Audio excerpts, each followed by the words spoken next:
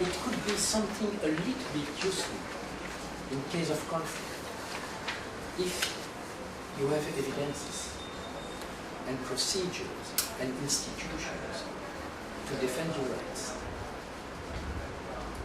I mean, that's the basic meaning for me, what concerns the legal system. It's to give us a minimum of protection. Otherwise, it will be general. When we speak about CSR, the meaning of the acronym could be very different. Corporate social responsibility. When I read an article from Florian Beranec in the Second Times, he just said, we must perhaps stop to speak about CSR, and we have to speak about CSO. For him, it will be corporate social opportunity. Interesting word. And it's more interesting when you see the title of this workshop. Opportunities and challenges of a clear CSR strategy in Vietnam. So I propose perhaps another acronym, CFSR. Cooperation for significant responsibilities. Because I think that we must perhaps remember what happened 2 or 3 centuries ago. It was industrial entrepreneurs, industrials, and employers who asked. They were the first one to do it. Before trade union existed, before the workers complained, like we can see it in all countries nowadays. Those entrepreneurs and employers, they asked for international law, international social law. They would like to see people a little bit more respect in the different markets they could perhaps involve. And in fact, they ask for fair competition. Perhaps we can speak about ethical business today. Fair competition, ethical business, is it the same thing or something different? We don't know, but it's interesting to just mention the fact that fair competition is something which is very important to develop good business. So what I will focus on, because 10 minutes it's nothing, but it's enough. It's to remember us that in the legal system you must have right. If you don't have any right, what will you do? I mean right not only for a salary worker or for a civil servant. I mean right for freedom business. It exists in your civil code. Your civil code, you have a chapter on the right freedom business. So small enterprises must be also taken into consideration, and not only middle enterprises or big companies, international companies. So the question of the right, it's very simple to describe. Human being has a right. But not only body. I mean, we are bodies, human being bodies, okay? You also have another subject of right. And this other subject of right is legal person. And you have in your civil code also a chapter concerning this legal person. And it looks quite exactly the same as what happened in our countries. I mean in European countries. You have many texts concerning unlimited companies and all kinds of companies you can create. And what is interesting is that when you speak about a legal person, there is nobody. It's an abstraction. It's just a way to challenge God. I mean, a way to to push us to create something which will be useful for business. Not to avoid responsibility, because you have only two kinds of subjects, the individual and the legal person, but the responsibility is same for both of them. So the question is, why CSR? Why CSR? Because do you think that as individual you will ask for CSR? And it's not easy to speak about that subject, because when you speak about a legal system, if you speak about the Vietnamese legal system is very closed system. You know the difficulties you have to do free business.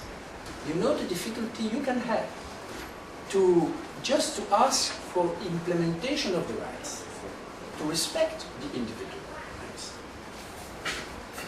So in all countries it's a little bit more easy to have rights and to see those rights respected by other people or by companies or by the state. So when we discuss CSR in a rule of law, like many European countries are, rule of law, democratic system, it's not exactly the same that to discuss Vietnamese legal system, which is also democratic because you use the word in your constitution. You use the word democratic. You use the word in the labor code. And you organize your civil code, even commercial code, based on rules which are so similar as what we have in our countries. And it's a little bit surprising because theoretically you have rights. Yes. You could be function like a rule of law in a liberal market economy. But in fact, it doesn't work on such a way. But in all countries, it works quite well. Pascal will control and check what I said and will explain, because he's a specialist in trilateral relation and he knows very well the way things are going. So from a certain right, you can do your business, and fair business in all countries. Of course, you can find everywhere corruption. You can find everywhere people who don't care for environment. You can find everywhere using of toxic products. You can discuss about the rights of salary workers, the trade union, and you can discuss collective bargaining, collective agreement, etc., etc. All such kind of things are normally linked with responsibility. You have a text, it means you are responsible. Even when there is no text, because you're born, you are responsible. That's it. Till the time you disappear, you are responsible. So the question is CSR, what does it mean if we speak about corporate social opportunity? So I think that CSR, at the beginning, it was around 1992, if I remember well, or 1997. CSR was, it's the idea, please, is it possible to do business with a little bit responsibility? Just a little. But we will adopt code of conduct, charter. We will ask for labor. We will consider that we are responsible because we make commitment. And we promise you that we will respect different things. Which kind? We will respect people when they work on the site of work. The conditions of work will be good.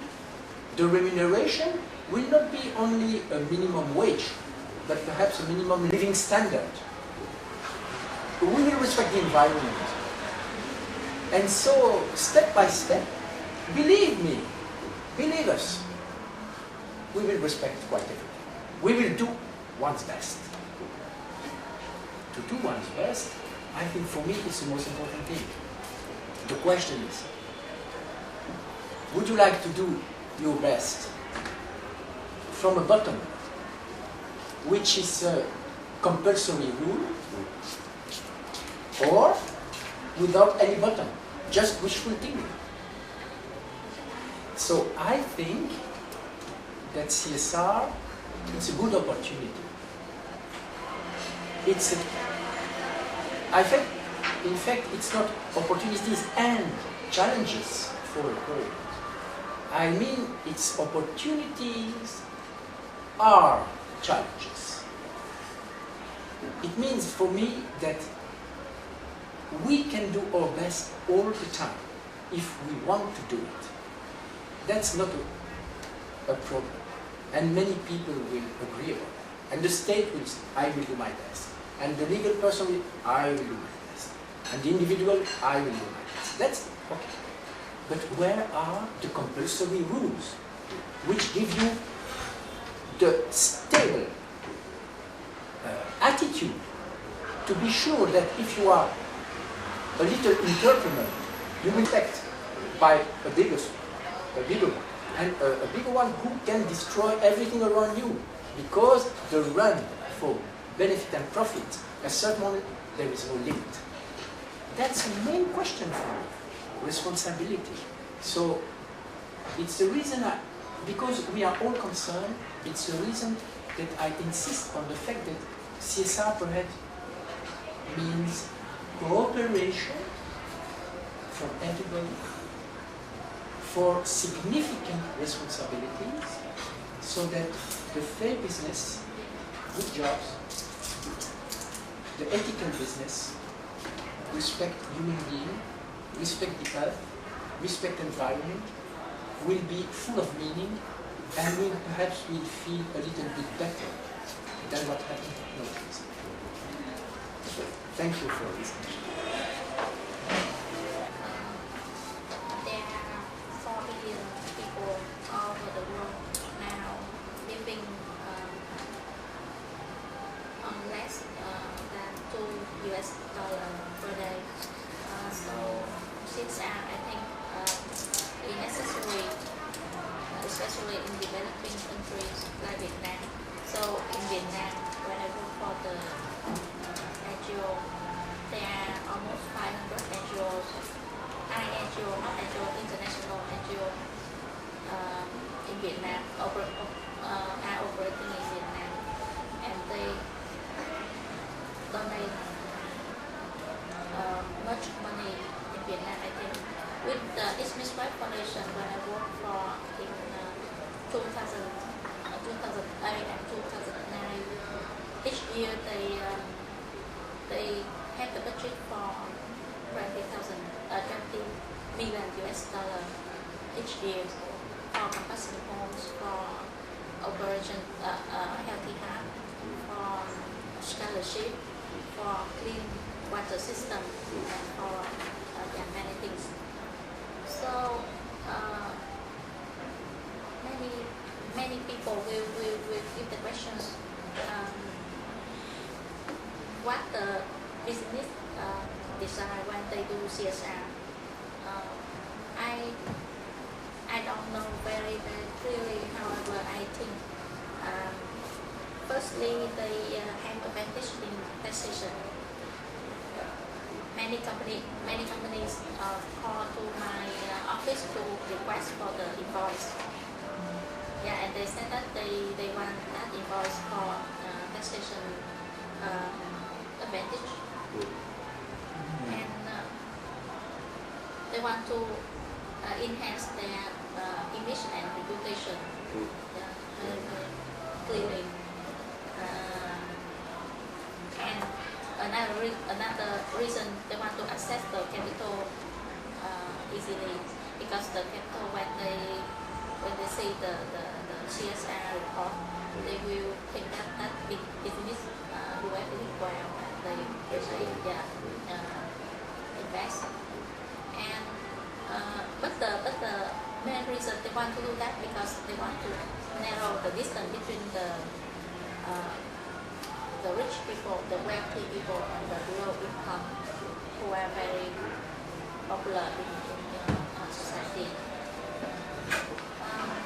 So with the opportunities, because when they serve the low, when the CSR project serve the low income market, so they will exercise the business press. Yeah, I have do lots of PR campaigns for many companies like Boeing or AkzoNobel or Tech, AIG, Philip Morris, and all of them have to obey the law. Like Philip Morris never appears on newspaper or in television. Yeah. However, they want me to do PR campaigns for them. Very difficult for me. And they exercise business-led organizations because the government in Vietnam they manage the charitable project by annual audit report by very carefully. And when the business want to do CSR, they have the thinking that they want to enhance in protect the corporate concern, corporate citizenship or image or reputation. Yeah, certainly. However, there are lots of challenges because there are doubt everywhere. The customer, the CSR get the concerns from customer, from investor, from beneficiary, from government, from environment, from society, everyone can observe them and value their projects, their work they are working for. And government always encourage the CSR project. However, besides they have the organs to manage them, like who for every province in Vietnam there are one organization called the Union of Friendship Organization, and they will manage the charitable works in Vietnam.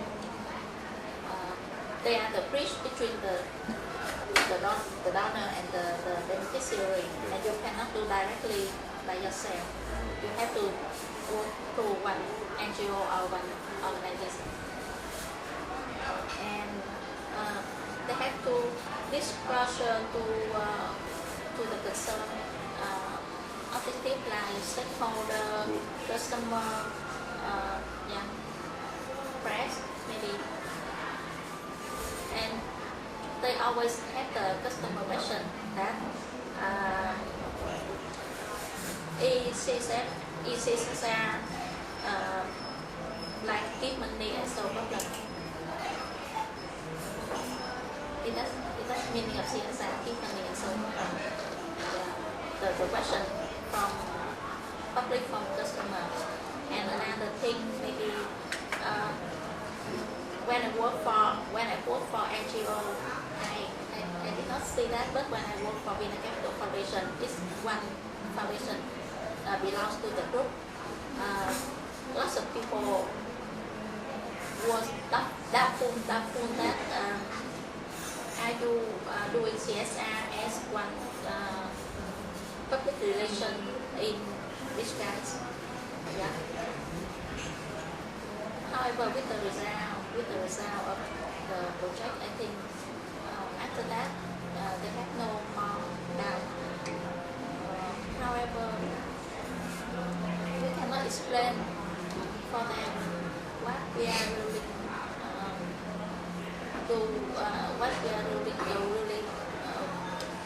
doing and how the beneficiary feel after they have the charitable project at their hometown and their area. And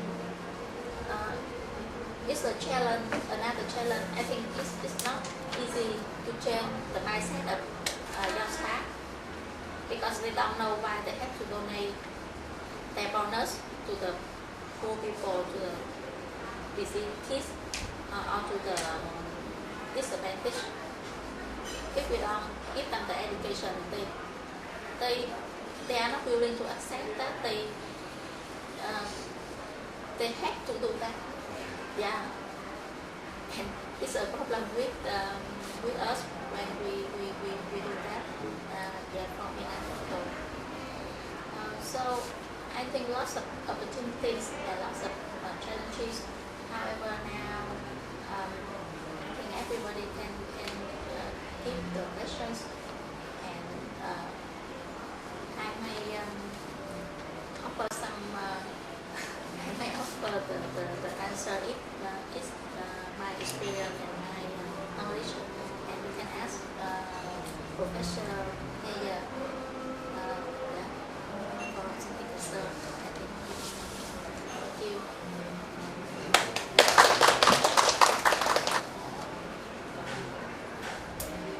May I kick off the question? Professor, as you mentioned that a certain laws or certain ways that Vietnam and European countries, or especially in Belgium,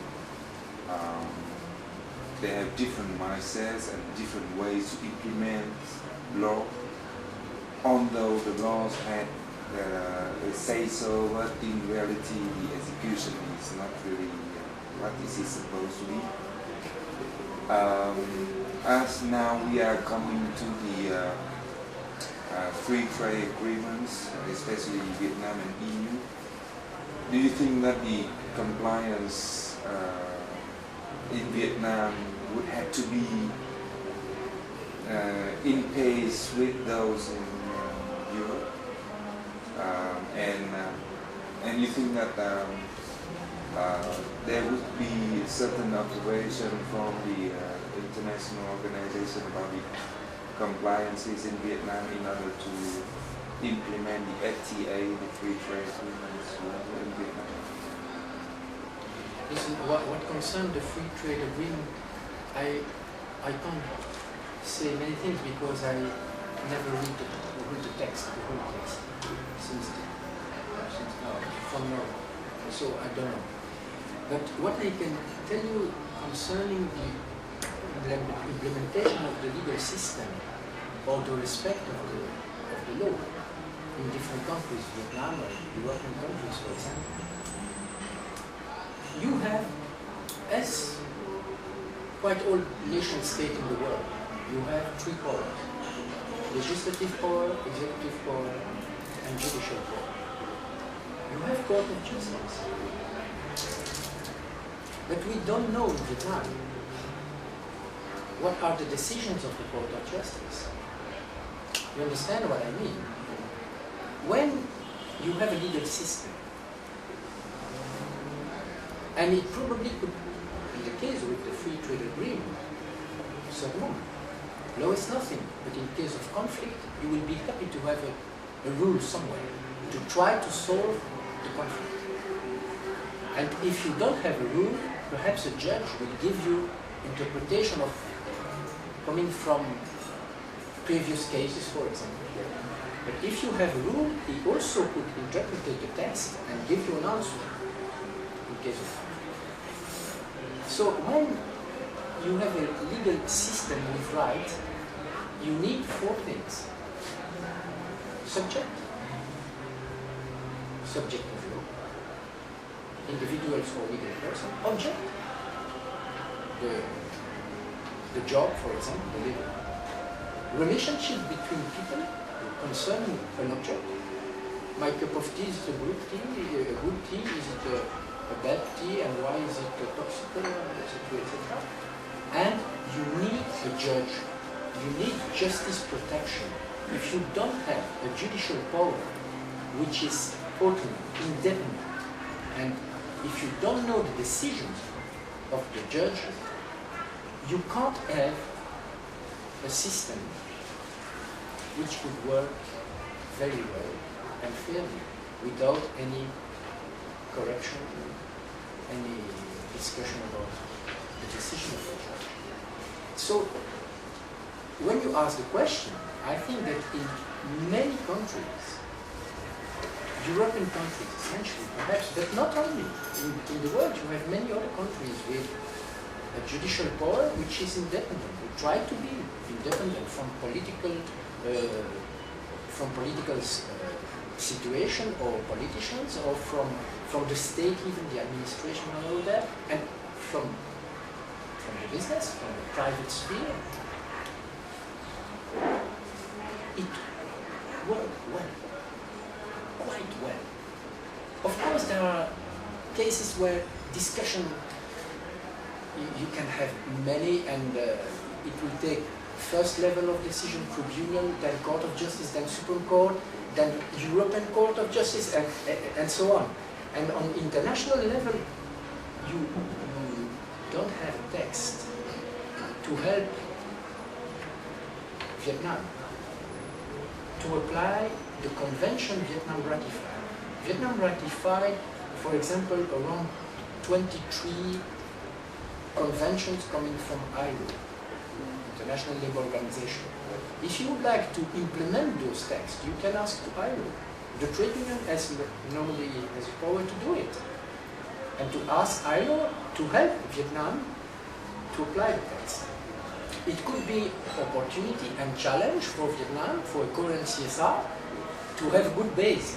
And the good base could be the respect of the international convention Vietnam ratified. Because I don't speak about the text Vietnam never ratified, because they are not compulsory texts for your country. But Vietnam ratified the convention, Vietnam must implement the text. If you don't implement the text, by which way will you improve the situation of the people, of the business, of the smallest enterprise, middle enterprise, protection of the environment? CSR could help, of course. But at the moment you would like to stop what you promise with CSR, it's stopped. And nobody will be sanctioned for that reason. There is no, even if there is damage, nobody will compensate the damage. So, you know, so the question is basically that one. So that's the way I would like to answer to you, to the question. I will read the text, US and Vietnam and the free trade agreement, and I will let you know in the coming month what I think about that. It seems it's a good thing for many issues. In the meantime, what concerns an echo I had in my country, for example, for university education system and that, perhaps it's a little bit touchy. Perhaps it could be different. But I have also to read the text. We are discussing about that. So I come back next May. Perhaps next May we can continue the discussion on that base. Thank you.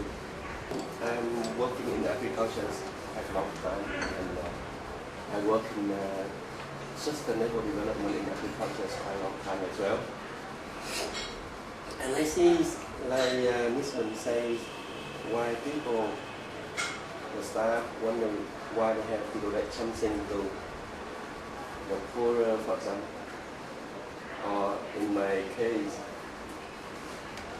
my colleague also asked me why they have to donate something to the farmer we buy agriculture from. And the farmer, you know, always asks, what is the price they're able to get premium above the market price.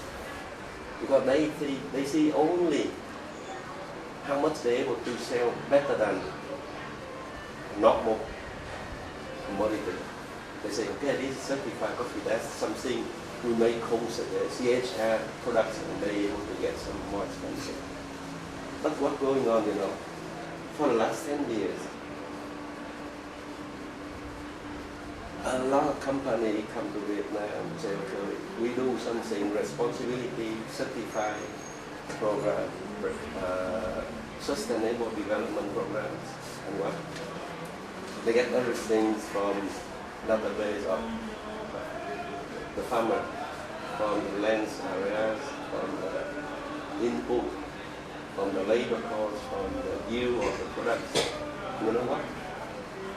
They say, for 10 years, for example, one big guy say, in 10 years they give something like 200 million USD around the world to do this kind of projects, sustainable developments. But in that 10 years,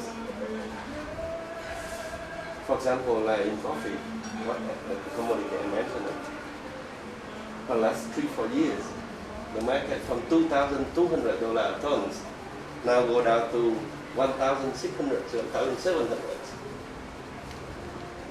Okay, the farmer is still able to get a little bit better than the market price, but in fact, they have a losing business for the last 4-5 years.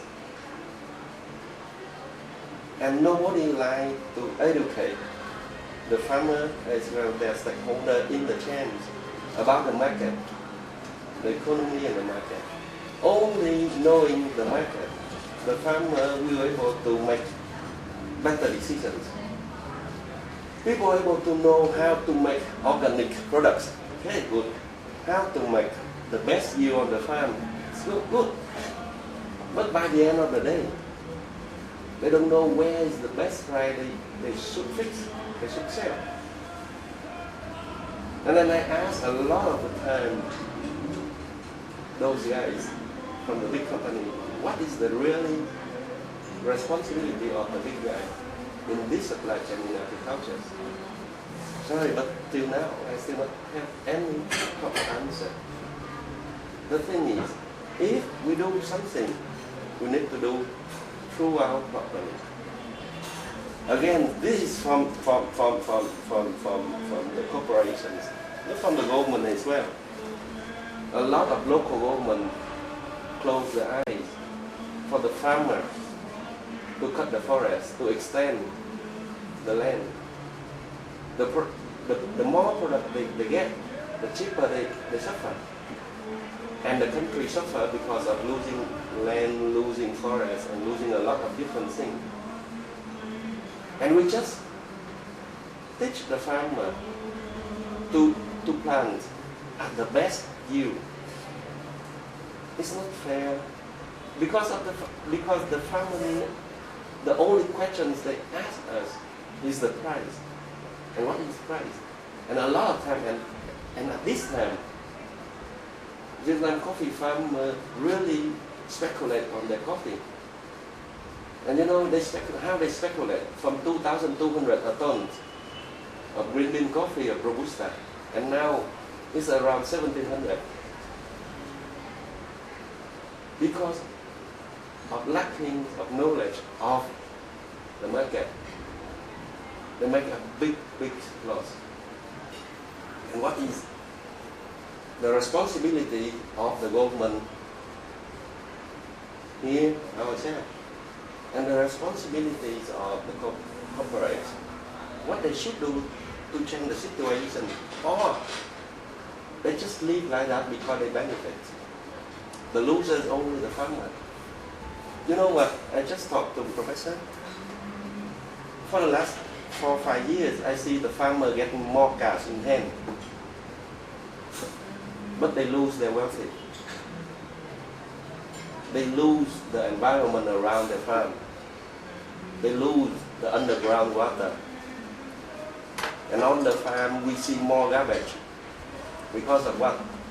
Because lack of education.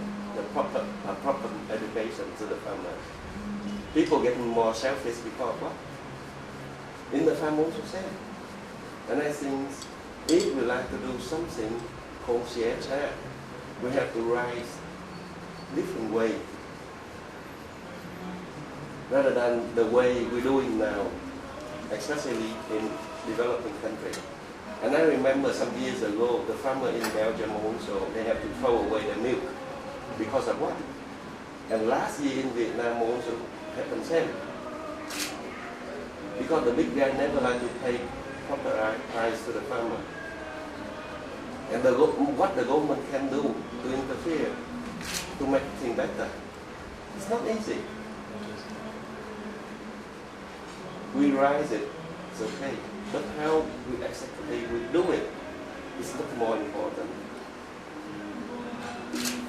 Yeah, that's what I see, and I think one day I remember we have a meeting last time, right?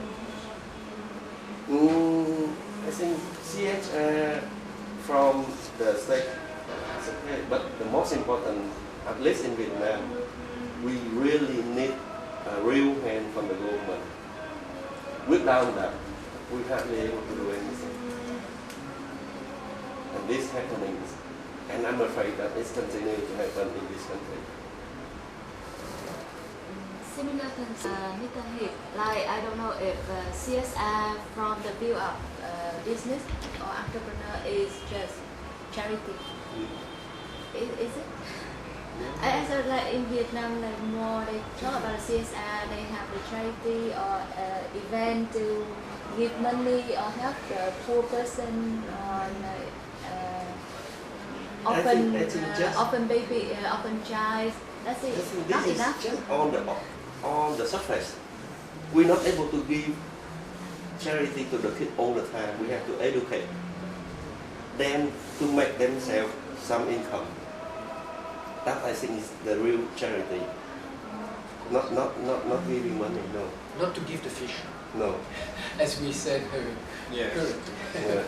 but to educate to fish. But you know, I think, but I don't know sufficiently what happened in Vietnam, but I think that the relation with CSR, the relation between the private sphere and big corporation and the state, it's a vicious relation. I think that CSR give opportunities for cooperation to ask no rules, no compulsory rules, and in the meantime they ask to be recognized as the way you said, Yeah. reputation, Yes. brand. Yeah. We are doing something by our own, and so please applaud. Mm. Okay. It's not always the case for all the companies. We have not to generalize the disposition, Yeah. this analyze. But it happens often. Sure. And even if nobody says nothing about that. And on the other hand, I think that the government, well, good relation with some financial sphere, it helps individuals and the government. I think so, but perhaps I made a mistake. If I made a mistake, I'm sorry for that. But I think that the mechanism, because there is no compulsory rules well respected for environment, Yeah. the local government close eyes. Why? Yeah. I mean, there must be a reason somewhere. Sure. You know, everybody will search the reason, I don't know what. Another thing is, when I hear what you said, I often think about the question of soft law and hard law. I feel that hard law is for the citizen, bodies, consumer, workers. We have to respect all the time many things as individuals. Soft law is more for, I think, legal person and stakeholders and shareholders. And so the question is, what could be the way to try to link soft law and hard law and to arrive to something which is a well-balanced mechanism system. If you ask something very clear to individuals, to small enterprises, we must ask the same thing to other enterprises, to big ones. For me, it's something very simple and healthy. But I don't know. I open the debate about that. I don't know. It's my way to explain what I feel and what I remark after many years of studying the situation of people, especially when I see your text on freedom of business. I just remember that one thing it's important in my country or in Europe. Independent workers, they are fantastic. I mean, I consider that independent workers, there are many people. Luckily, they are there to do business. We need them. They are dynamic, enthusiastic, and they develop many things. Even social relationship and all that. But even in our country, the trend is that more of them disappear because of finance, because of bank crisis, etc. And it's difficult for them to survive in a good way, to have a minimum living standard. It becomes, in our country, increase. So I'm not a fan of trade union and civil servant and salary workers. I think we have to maintain a good level, but independent workers, small enterprise need to be more supported by government, and the rules must be adopted to fair business for better competition. That's what I think. That's it. Yeah, but in the country, like this morning, the VCC Vietnam Commercial Chamber also sent me questionnaires about how fair the environment in Saigon's the business conditions. But to be a small company, a private company, they ask if we have trouble in renting a land in industrial zone. A small company, for example, they need only something like 1,000 or 500 square meter land. They will never able to find such a small land in industrial zone. And then they have to buy, or they have to rent crazy expensive. We ask, and they say, sorry, we don't have small land. And what is the fairness over there? The government asks the people to stop, but really no chance for the small company of 5-10 people. Vietnam is an agriculture country still. I don't know if other 50 years or 20 years we changing, but now most of the business based on what? Agriculture, land. And small company will hardly able to find any cheap land. Is it fair or not? The government never be able to answer. And I tell you, last year there another case, I don't know if you know, the tax office, early 2014, say that the small company with a revenue of below 1 billion Vietnam dong will not allow to use the red invoice with VAT. This means if some people like to buy my products, and then they will not able to be deducted on my the VAT invoice I issue to them. Then the small company price will be automatically 10% more expensive than the big ones. You can believe that? That's what they're doing. And 7 months later, they withdraw it without any sorry. And with this kind of legal system, And with these kind of people who create those kind of systems, who's there to stop? Or they have to do something in very risky environments.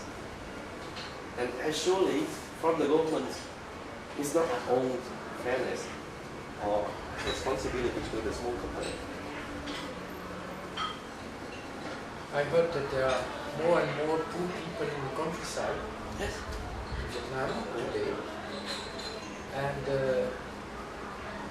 you have text which normally can help them. Civil code, personal property, and you can have your belongings, and land and all that. Implementation seems to be zero, right? What can you do? So you have good text at the moment. I really discovered good text in your state. That's not, and quite same as what you can find in other countries and developed countries like ours in Europe. But it doesn't work because the political system is not exactly the same too in the meantime. So the difficulties with CSR in your situation is to, the base is totally different. And perhaps we use CSR, we have to use CSR more in our country than to use CSR in your country, if I can say. Maybe you two professors need to remind a little bit our Vice Prime Minister, Mr. Vũ Đức Đam, one of our alumni, right? Yes. About that. I think it's because it's too hard to implement, to execute, so that's why businesses go more on the community activities like charity, rather than pay more attention to the compliances or respect. And also about fairness, I think when we have international buyer customer, it also relates to implementation of CSR, because a certain good implementation of CSR requires certain investment in the operation, in the system, and sometimes even if you are to respect the law, maybe you have to hire a lawyer in order to make sure that you comply with all the law. But then the international buyer is looking for cheap supplier, so that's why sometimes SME in Vietnam are not ready to implement well in order to have a lower cost, in order to compete with our suppliers. You know that the thing is, I don't know, but I know so well in commodity, because the big player on the market, they're able to make the international market down. Like I told you in coffee, Nestle, Mondelez, they are the two biggest roasters around the world. And you know, the thing, people will explain it, okay, this is the market. This is the market. And you believe they use million tons of coffee. I remember seeing Nestle use something around more or less 3 million tons of coffee a year. And can imagine, for the last 3-4 years, the market from $2,200 to $1,700, $500 a ton. And how much they able to make? Whatever amount they say they put $200 million into sustainable development program around 10 years around the world, but the profit they're able to get from the data they got, and they're able to manipulate the market, then it's not anymore true CSR. It's not easier at all, because then the production cost is no meaning here, you know that? Not at all meaning here. And if you back to 2000, when the coffee price is around $400 a ton. You can imagine from $4,000 a ton to $400 a ton. And now back to 2,600 in 2011, and now from 2,600 back to 1,600. When the people, the big guy, move the market, the farmer truly suffer. And how to manage all those things? Something like global CSR rather than corporations CSR anymore.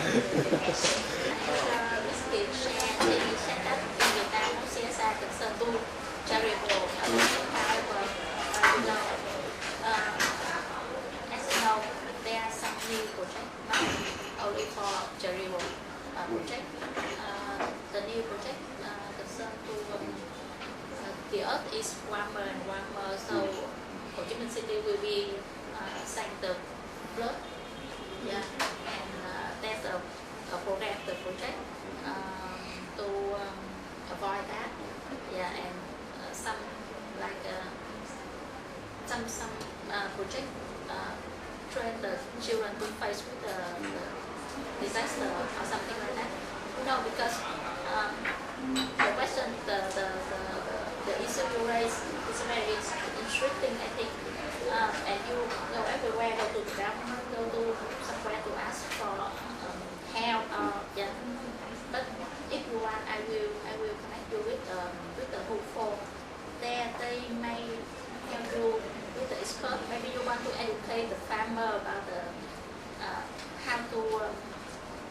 how to choose the time to sell the product or coffee or something. Yeah, they might help with the expert. I think. Sure. If you want, yeah. No, because I do the advice to the farmer. That's why. I do this advice to the farmer. So do you want? Of course, but independent. But to be a single guy like me to do, we're not able to do at a large scale.